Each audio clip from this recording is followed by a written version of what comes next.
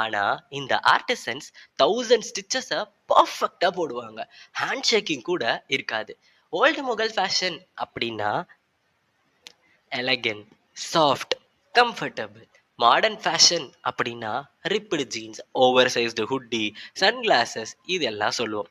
ஒரு side chicken காரி, இன்னொரு சைடு இந்த பேண்ட் ஏன் கிழிஞ்சிருக்கு அப்படின்னு கேட்டா ஃபேஷன் அங்கிள் அப்படின்னு சொல்லிட்டு போவோம்.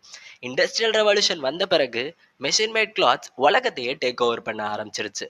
அதுக்கப்புறமா ஹேண்ட் எம்ப்ராய்டரி ஸ்லோலி பேக் கிரவுண்டுக்கு போக ஆரம்பிச்சிருச்சு.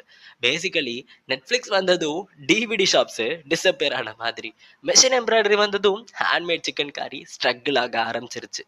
இந்த பியூட்டிஃபுல் எம்ப்ராய்டரிக்கு பின்னாடி பல பெண்களோட வாழ்க்கையும் ஒளிஞ்சிருக்கு. பல ஆர்டிசன்ஸ் வீட்டில் இருந்தே வேலை பார்ப்பாங்க. ஒரு ட்ரெஸ் கம்ப்ளீட் ஆக பல நாள் ஆகும்.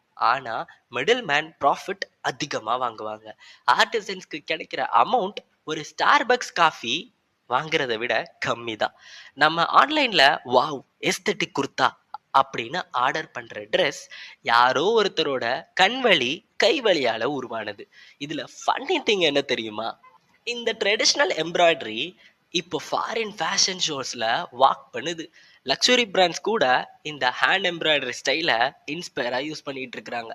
பேசிக்கலி நம்ம அக்காஸ் ஃபங்க்ஷனுக்கு போடுற குர்தா பாரிஸ் ஃபேஷன் வீக்ல வேற லெவல்ல ரீச் ஆகிருச்சு.